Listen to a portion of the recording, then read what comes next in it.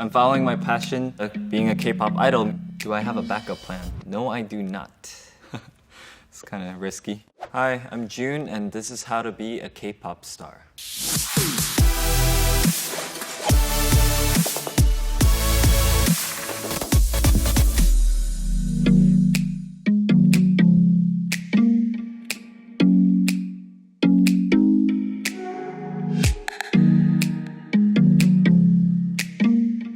I was born in Seoul, South Korea. I moved to the States when I was 9, lived in New Jersey all the way until college, where I went to Chicago. Right after college, I moved out to LA to pursue my career. I think what makes K-pop distinguishable is the whole package, the aesthetics, the way the music videos are shot, the dance, the choreography. Music is a universal language, in my opinion, and I think the biggest misconception that a lot of people have about K-pop, that it's like a completely separate genre, which I don't think is true. My sister introduced me to K-pop and I kind of saw the progress, and I think what resonates the most with me is it's constantly evolving. I think it's very interesting to see how K-pop developed over the years and how it finally made its way into the global market. For me, it's very important to see this because as a Korean American, as someone who was born in Korea, as someone who had K-pop in their lives ever since they were born, when I moved to the States, I felt like, oh, I'm going to America where there is no K-pop, there is no Korean culture there. I have to eat pizza every day, kind of thing. You know, like that was like the vision I had as a child. And as I grew up, as K-pop became a global phenomenon, that's when I realized I don't have to go back to Korea to enjoy it. Everybody knows about K-pop now. I can be out here in the States and enjoy it with other Americans. And I think that was a very, very touching moment in my life. My parents like to play a lot of classical songs. My mom plays the guitar, self-taught pianist as well, so I heard a lot of music growing up. I was classically trained on the violin starting from the 5th grade. I started the violin because my best friend actually played. Every time he came over to my house, he would always kind of show off in front of me for some reason, and I got really jealous, so I told my mom I want to learn the violin.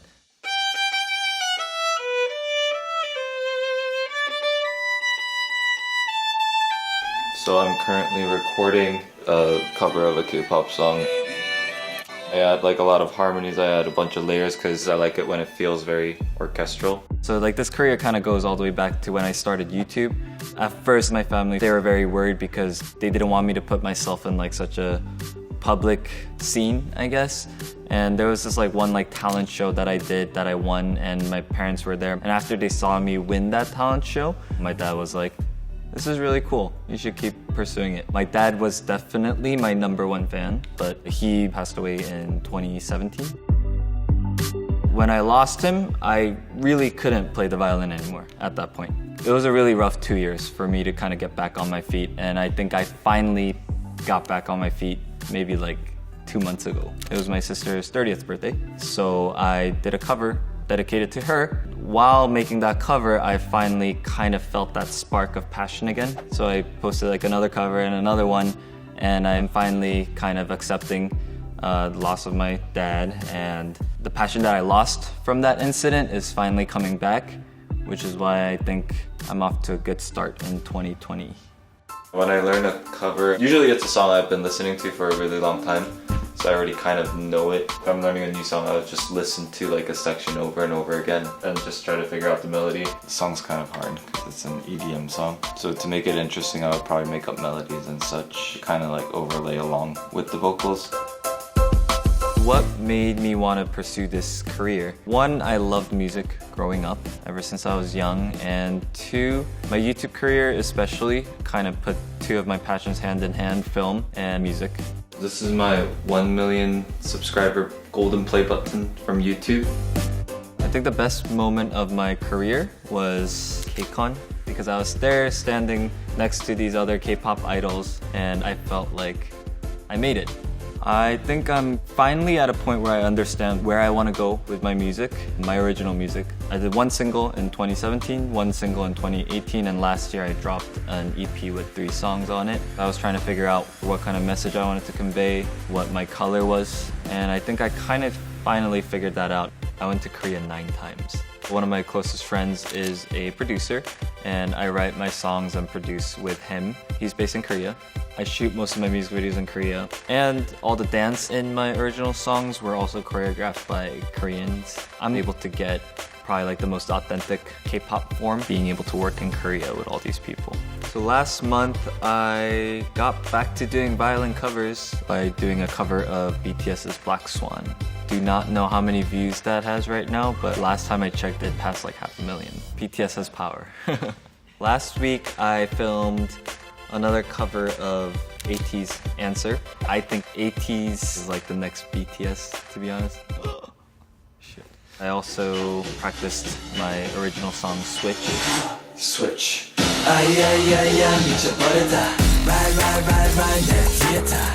East side west side 미리 봐봐나. Break it up break.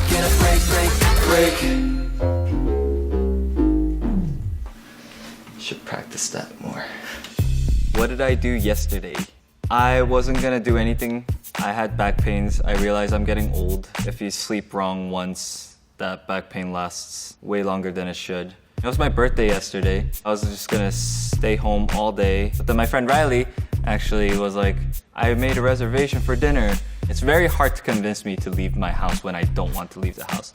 But she convinced me, and I went, and she surprised me with a lot of my friends to celebrate my birthday. Tomorrow, I am actually gonna be filming another cover. I'm doing a lot of covers these days, but that's again because I'm really excited about them now and I think they're really cool. You should go check it out. Next week, I will be in Korea, catching up with my friends as well as working on some music with them. What am I doing next month? Probably drafting my game plan for the rest of 2020, whether that be a new album, whether that be a new single. I really hope I have at least a full album, like a 7-8 song album. Plus, I want to be the first K-pop artist or just artist that was able to put violin onto a performance stage in a really cool way, in a really unique way. It's very hard to make it in this industry. Even if, let's say, like your content is like perfect, there's still kind of like a luck to it. And if it doesn't do well, then I can't keep sustaining it. And if I'm unable to sustain myself, and because of that, I'm unable to continue my passion in music, I think that's the biggest fear. What does success look like to me? I think I'm successful because I'm doing what I want to do and I'm having fun while I'm doing it. Where am I at in 5 years? Oof. I want to be still doing what I'm doing right now, putting content out there that people can enjoy, and I'm still having fun doing it. Everything I enjoyed doing, I always took that for granted because my dad was always so supportive of it. I literally depended on him for that passion, and I didn't know that. And I finally discovered it for my own self again, which I think he would be very happy about. So I want to tell him that I was able to do it, I'm staying strong, and that I'm pushing forward.